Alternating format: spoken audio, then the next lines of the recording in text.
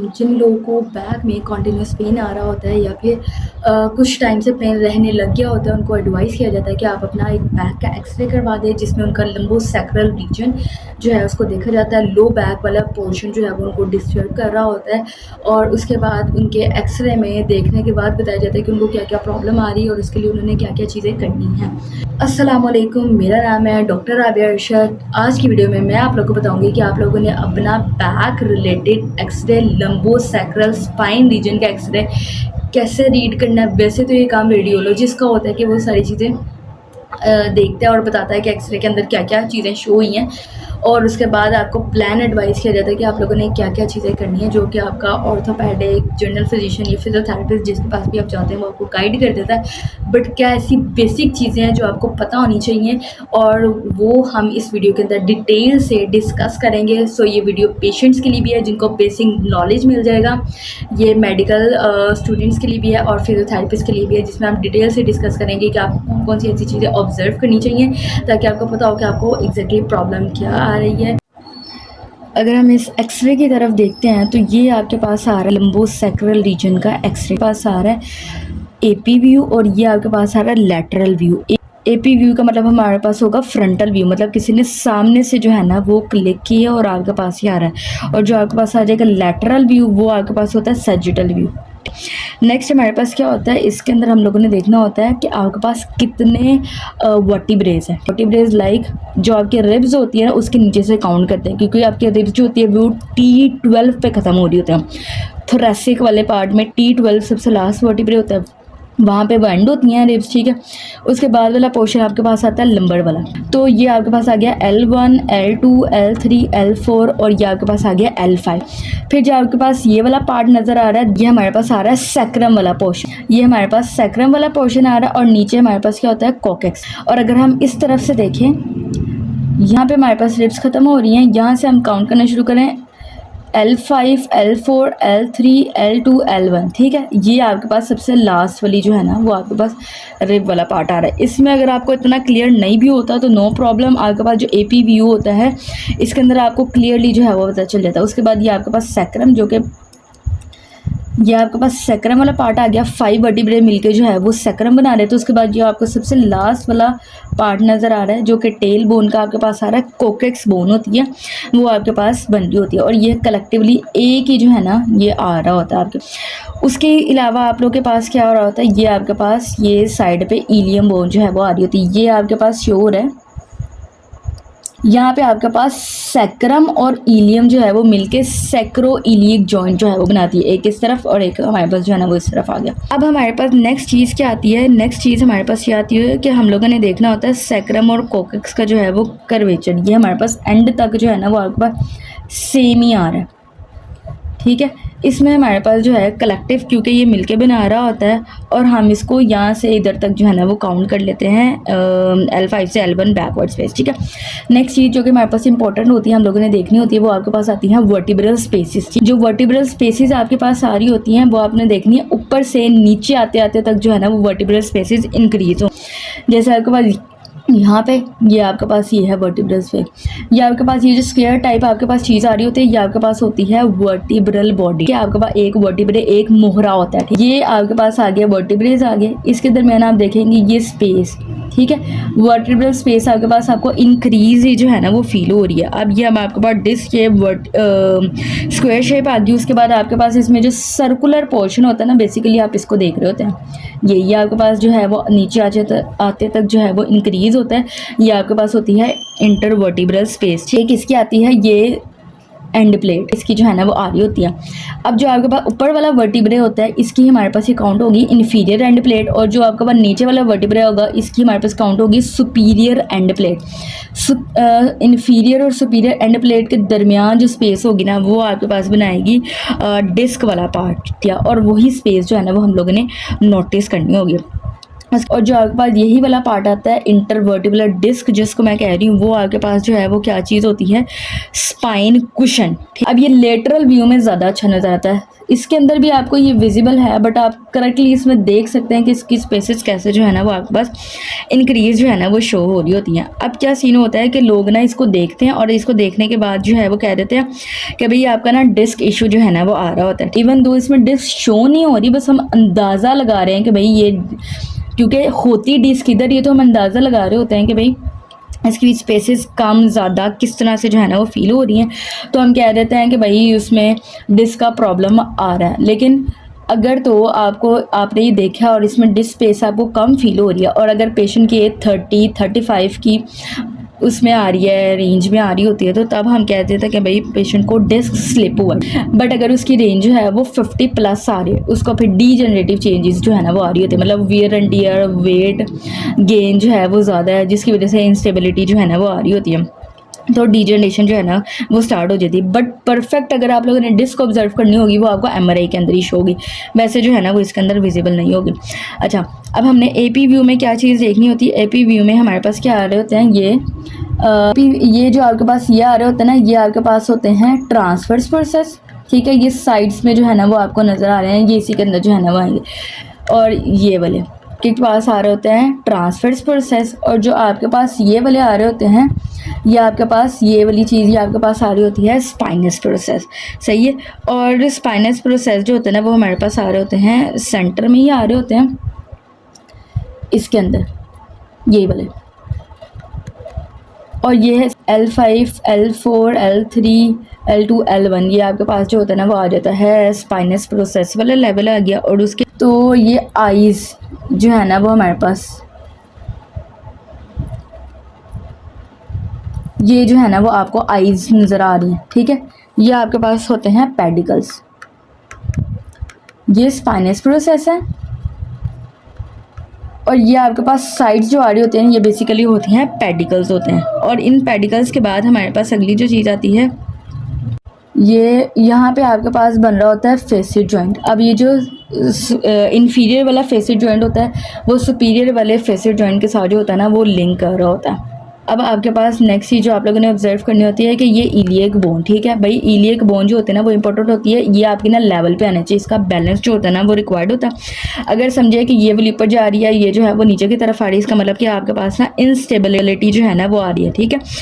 अब आपके पास क्या आता है कि ये वाले पे जब इंस्टेबिलिटी आएगी तो यही होगा कि पेल्विक टिल्ट आपका शो हो रहा होगा, और सैक्रो इलिक जॉइंट, यही वाला आपका जो जॉइंट होगा इसके अंदर पेन जो है वो आपको फील हो रही होगी, ठीक, लंबो सैक्रल वाले एरिया में। तो इसका ये होगा, इसके अंदर तो खैर ये स्ट्रेट लाइन जो है ना वही जा रही है। उसके अलावा आपके पास क्या आते हैं वर्टिब्रल बॉडीज़, ठीक है। अगर हम इसके अंदर ऑब्जर्व करें, ये आपके पास वर्टिब्रल बॉडीज़ की जो नोक होते हैं, ऑस्टियोफाइट जो है ना वो डेवलपमेंट हो रही है, ठीक है। इसमें देखिए तो इसमें तो ऐसे मेरे को ये वो नोकें निकली हुई जो है वो फील नहीं हो रही, बट आपके पास क्या आता है कि ये ना इधर की तरफ एक्सटेंड किया होता है, जिसको हम कहते हैं कि ऑस्टियोफाइट जो है ना वो बनने स्टार्ट हो गया। एज के साथ साथ जो है ना वो हमारे पास कंडीशन आती है, और अगर वो ऑस्टियोफाइट इधर से निकलते जाते हैं और बाद में कुछ टाइम बाद साथ में मिलने लगता है, मतलब अगर वो ज़्यादा होते जा रहे हैं, ठीक है, तो उसकी वजह से उस कंडीशन को हम कहते हैं सिंडेस्मोफाइट, जिसमें वो आपस में मिलना जो है ना वो स्टार्ट हो जाते हैं। अगली चीज़ हमारे पास आती है कि भाई होता क्यों है, ठीक है। बहुत सारे लोग कहते हैं आपके ऑस्टियोफाइट बन गए हैं, और ये तो बन ही जाते हैं एज के साथ साथ, और ये चीज़ ठीक है, बट ये होता क्यों है एग्जैक्टली, बन ही क्यों है। अगर आपके पास दो लोग आ रहे हैं, दोनों की एज 50-50 आ रही है, then why 1% shows degenerative changes, osteophyte बन गया, दूसरे के नहीं आ रहे हैं। अब होता क्या है, जिनके जो है ये वाली नोक निकली ऑस्टियोफाइट वाला फील हो रहा होता है ना, ये ज़्यादा उनमें होता है जिनकी वर्टिब्रेट की ना, ये जो वर्टिब्रेट है इनकी इंस्टेबिलिटी आ रही है, ठीक है। जब मूवमेंट होती है ना, इंटर वर्टिब्रल मूवमेंट, मतलब आपकी जो रोटेशन वगैरह ये मूवमेंट आ रही है ना, तो उसमें आपके जो कोर मसल्स हैं, मतलब आपके जो बैक के मसल्स होते हैं, उनकी स्ट्रेंथ वीक होती है, ठीक है। तो अब उनकी स्ट्रेंथ वीक होने की वजह से वो इसको ना होल्ड नहीं कर पा रहे होते हैं, वो जब इनको होल्ड नहीं कर पा रहे होते हैं उसकी वजह से जो है ना वो ऑस्टियोफाइट डेवलप होते हैं, और फिर जब ऑस्टियोफाइट बनते हैं फिर फर्दर आगे कंडीशन नोके निकलने के बाद आपस में मिलने लगती है, अगर आप उनका ट्रीटमेंट नहीं करवाते हैं फर्दर, तो फिर उसकी वजह से सिंडेस्मोफाइट जो होता है ना वो बन जाता है। अब आपके पास जो है ये वाला पार्ट है, थोड़ा आप लोगों ने इसके अंदर देखना है कि आपको इसका ना विजिबल होगा। तो ये जो है ना, ये यहाँ पे आपके पास ये वाला इलियोसॉस मसल होता है आपका, वो हिप फ्लेक्सर होता है। ये बेसिकली इसका ना ये शो रहा होता है साइड में एरिया, शेडो शो रहा होता है, नॉट कंप्लीट मसल। उसके अलावा आपके पास एयर बबल्स वगैरह शो हो जाते हैं, सॉफ्ट टिश्यूज ठीक शो हो, सब एक्सरेज में होते हैं, सब में नहीं भी होते। किसी में किडनी भी जो है ना वो थोड़ी बहुत शो रही होती है, किसी में नहीं आता। जो लेटरल व्यू में अगर देखते हैं तो मैंने आपको बताया कि इसमें हमने ऑस्टियोफाइट जो है ना वो देखने होते हैं। फिर आपके पास ये फोरामेन होल्स जो होते हैं ना, ये बहुत ज़्यादा इंपॉर्टेंट चीज़ होती है।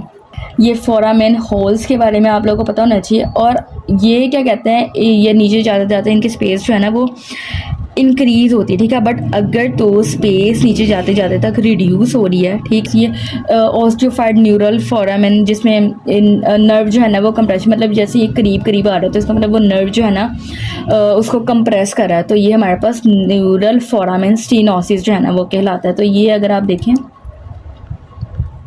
यहाँ पे हमारे पास जो है ना ये कम आ रहा है, ठीक है। तो कम होना तो नहीं चाहिए, बट अगर वो कम आ रहा है तो इसका मतलब हो रहा है कि वो फोरामेन स्टेनोसिस आ रही है। तो इस फोरामेन से जितनी नर्व्स पास कर रही हैं तो उनको जो है ना वो प्रेस जो है ना वो कर रहा है, जिसकी वजह से आगे की तरफ पेन जो लेग की तरफ भी जाता है। तो वो जो, तो इसलिए रूट कोज पता होना चाहिए कि किस वजह से ये प्रॉब्लम जो है ना वो आ रही है। अच्छा, आगे हमारे पास एक कंडीशन होती है जिसको हम कहते हैं स्पॉन्डाइलोलिस्थेसिस, ठीक है। स्पॉन्डाइलोलिस्थेसिस अगर हम लोगों ने देखना हो किसी पेशेंट का, उसमें क्या होता है कि ये डिब्रे जो होता है ना वो आगे की तरफ स्लिप हुआ होता है। अगर हम लैटरल व्यू जो है ना वो ऑब्जर्व करते हैं तो उसके अंदर तो ये आगे की तरफ गया हुआ होता है, तो हमें इतना फील हो रहा था। बट अगर हम लोगों ने बिल्कुल एग्जैक्ट चेकआउट करना होता है तो उसमें ओब्लीक व्यू होता है, उसके अंदर हमें ना एक स्कॉटिश डॉग जो होता है ना वो मैं इसके अंदर अटैच कर दूंगी, वो आपको जो है ना वो फील हो रहा है। अब इसके अंदर तो इस तरह से नहीं, बट उसके अंदर यहाँ से वो आगे की तरफ, तो आपको फील हो रहा होता है, आपको पता चल जाता है कि भाई कि प्रॉब्लम जो है ना वो आई है, इस पेशेंट को स्पॉन्डाइलोलिस्थेसिस तो है। लेकिन ऑब्लीक व्यू के अंदर आपको यहाँ पे पूरा का पूरा वो स्कॉटिश डॉग जो होगा ना वो बना हुआ फील जो है ना वो हो रहा होता है, जिसमें जो है ना वो आपको क्लियर हो जाता है कि कितना पार्स इंटरक्युलरिस का जो है ना वो डिफेक्ट जो है ना वो है। उसके बाद हमारे पास अगली चीज़ आती है, इसको अगर हम देखें तो ये टेल बोन आ रहा है जो कि हमारे पास लेटरल व्यू के अंदर जो है ना वो आता है। अब आपके पास ये आपके पास ही आता है, ठीक है। बट अगर किसी पर्सन को कोकक्स प्रॉब्लम कर रहा है, ठीक, क्या होता है कि वो उसकी ये और अंदर की तरफ जो है ना वो चली गई होती है, मतलब यहाँ से आते हुए से अगर ये कोकक्स अंदर की तरफ जो है ना वो चली जाती है, जिसकी वजह से क्या होता है कि पेशेंट को पेन आ रही होती है, प्रॉब्लम जो है ना वो आ रहा होता है। ठीक, अलावा क्या होता है कि पेशेंट को ना वो देख के बता देते हैं एक्सरे में कि आपको कैल्शियम का प्रॉब्लम जो है ना वो आ रहा है, मतलब आपकी कैल्शियम डेफिशिएंसी आ रही। तो क्या होता है, अगर आप ये देखें तो ये आपके पास आ गई सुपीरियर एंड प्लेट, ये आपके पास आ गई इन्फीरियर सर्कुलर में। इसके दरमियान अगर आप देखते हैं तो ये आपको ये ब्लैक जो है ना वो पोर्शन विजिबल हो रहा है। तो ये जो आपके पास ब्लैक पोर्शन जो है ना वो विजिबल हो रहा है, वो ये शो कर रहा है कि भाई इस पर्सन को कैल्शियम की डेफिशिएंसी है। तो अब ये होगा कि अगर उस पर्सन को कैल्शियम की डेफिशिएंसी है तो डेफिनेटली आपको उसको उस पर शिफ्ट करना पड़ेगा सप्लीमेंट्स के ऊपर। बट बात ये होती है कि आप सप्लीमेंट्स पे तो शिफ्ट करेंगे, बट आपने उसका जो फिजियोथेरेपी प्रोटोकॉल डिज़ाइन करना है कि उसको कौन कौन सी एक्सरसाइज करवानी है, तो आपने देखना है कि भाई उसका प्रॉब्लम जो है वो ना इन केस, क्योंकि इस कंडीशन के अंदर कंप्रेशन फ्रैक्शन होने के चांसेस जो है ना वो होते हैं स्पाइन के। तो डेफिनेटली आपने ऐसी चीज़ डिज़ाइन करनी है जिससे उसके कंप्रेशन फ्रैक्चर जो है वो ना है। अगर हम देखें इसके अंदर क्या शो हो रहा है, तो भाई ये जो लंबर का कर्वेचर है ना ये हमें कोई भी विजिबल नहीं है, जो कि आपके पास ऐसे करके इधर से ऐसे करके जाना था, ठीक है। बट वो आपके पास क्या आ रहा है, ये ज़रा स्ट्रेटनिंग में शो कर रहा है, जो ये शो कर रहा है कि इस पर्सन के मसल्स पास में गया हूँ मैं, लंबर स्ट्रेटनिंग जो है ना वो आ रही है। और ये हाइपोलोडोटिक है, नेचुरल हमारे पास जो कर्व होता है वो नहीं है और हाइपो है। कुछ लोगों का ये ज़्यादा जो है ना वो हो जाता है कर्व, टीरियर पेल्विक टिल्ट ज़्यादा हो जाता है, हाइपर लोडोटिक में चल जाता है। बट इनका आपके पास हाइपोलोडोटिक जो है ना वो आ रहा है। पेशेंट पूछते हैं कि भाई हमारी जो डिस्क है वो आगे की तरफ निकली है कि पीछे की तरफ निकली है, ठीक है। आप देखिए अगर ये पीछे की तरफ निकलती है तो डेफिनेटली ये यहाँ से इधर तक जाएगी, तो पीछे की नर्व्स पड़ी हुई हैं उनको क्या करती है, ब्लॉक करती है, मतलब उनका जो पाथ है उसको डिस्टर्ब करती है, इरिटेशन वहाँ पे कॉज करती है और आगे की तरफ जो है ना वो पेन जाता है। बट अगर यही तो हमारे पास पोस्टीरियर की तरफ जो है ना डिस्क निकलती है। अगर ये आगे की तरफ निकलेगी भी तो आगे की तरफ तो आपके पास कुछ है नहीं है, जिसकी वजह से आगे की तरफ वो किसी चीज़ को डिसरप्ट तो नहीं करेगी। और अगर निकलती, रेयर चांसेस होता है निकलने के, बगैर अगर निकलती भी है तो वो उसका कोई इतना प्रॉब्लम नहीं आता। बट अगर पीछे की तरफ जाती है तो ज़ाहिर बात है इन वाले स्ट्रक्चर्स को डिस्टर्ब कर दिया। अब इस एक्सरे के अंदर हमें यही चीज़ें जो है ना वो विजिबल होती हैं जो मैंने आपको बताई हैं। बट अगर किसी ने इसका फर्दर देख वाला पोर्शन है, मतलब किनाल की, अगर उसने डायमीटर चेक करना है, फोरामेन जो है उसका चेक करना है, या लेगामेंटम फ्लेवन, ठीक है, उसके थिकनेस, हाइपरट्रोफी, मतलब ऐसी कंडीशन आती हैं, वो सब कुछ जो है वो चेक करना है, या डिस्क स्लिप का ग्रेड चेक करना है, स्टेनोसिस फर्दर देखनी है, तो वो सारी चीज़ें जो है वो MRI के अंदर होंगी, क्योंकि इसके अंदर आपको सिर्फ बोनी पार्ट होगा। और MRI के अंदर हम फर्दर जाते हैं, मतलब अगर आप पेशेंट को आप जो चीज़ें करवा रहे हैं उससे भी प्रॉब्लम ठीक नहीं हो रहा तो definitely you need to go towards MRI, तो फिर आप MRI की तरफ जाते हैं। आई होप सो अब आप लोगों को क्लियर हो गया होगा कि लंबर एक्सरे जो है ना वो किस तरह से देखा जाता है और उसमें कितने इंपॉर्टेंट पॉइंट्स हैं जिनको देखना होता है, और उन सब को देखने के बाद जो है ना वो आप बताते हैं कि भाई पर्सन को क्या इशू आ रहा है। बिल्कुल हम इसके अंदर क्लियर नहीं कर सकते कि भाई पर्सन को डिस्क स्लिप जो है ना वो आई है, ये हम एक गेस लगाते हैं कि हाँ जी पर्सन को डिस्क स्लिप जो है ना वो हो सकता है, ठीक है। तो कोई देखने से ही अगर कह दे कि भाई इसको तो डिस्क स्लिप आई है, इसमें ये करना है वो करना है, तो उस तरह से नहीं होगा। इसके अंदर हम प्रॉपर देखने के लिए जो है वो MRI करवाएंगे। बट फॉर दैट पॉइंट आप पेशेंट को ये बता सकते हैं, गेस दे सकते हैं, आइडिया दे सकते हैं कि भाई हाँ जी यहाँ पे जो है ना ये प्रॉब्लम आई है, जो कि हमारे पास इंडिकेशन है कि डिस्क स्लिप जो है ना वो आई होगी। फिर एज वाइज हमारे पास अलग हो गया। आई होप सो सारे पॉइंट्स क्लियर हो गया। अगर आप लोगों ने अपनी MRIs, आप लोगों ने अपने एक्सरेज जो है वो डिस्कस करने हैं तो आप लोग जो है व्हाट्सएप पे कांटेक्ट कर सकते हैं, अपनी अपॉइंटमेंट जो है वो बुक कर सकते हैं। फिजिकल कंसल्टेशन आप लोगों को चाहिए, ऑनलाइन कंसल्टेशन चाहिए तो आप लोग अपना जो है वो कांटेक्ट करें और उसके बाद अपनी अपॉइंटमेंट जो है वो बुक कर सकते हैं। उसकी फ़ी है वो आप लोग को हमने पे करनी होगी। आप लोगों को ये वीडियो अगर अच्छी लगी है तो आप लोग उन सब लोगों के साथ शेयर कर सकते हैं जिन लोगों को ये प्रॉब्लम आ रही है या जो अपनी हेल्थ कॉन्शियस हैं और वो देखना चाहते हैं कि उनको क्या प्रॉब्लम आ रही है, इसमें उनको क्या क्या जो है करना चाहिए। और जो अच्छी लगी है तो लाइक कर दें और चैनल को जो है वो सब्सक्राइब कर दें। And stay tune for the next video, क्योंकि नेक्स्ट वीडियो हम बनाएंगे MRI पे कि आप लोग MRI को कैसे रीड कर सकते हैं, उसमें क्या क्या चीज़ें आप लोगों ने देखनी होती हैं। Thank you so much. अल्लाह हाफिज़।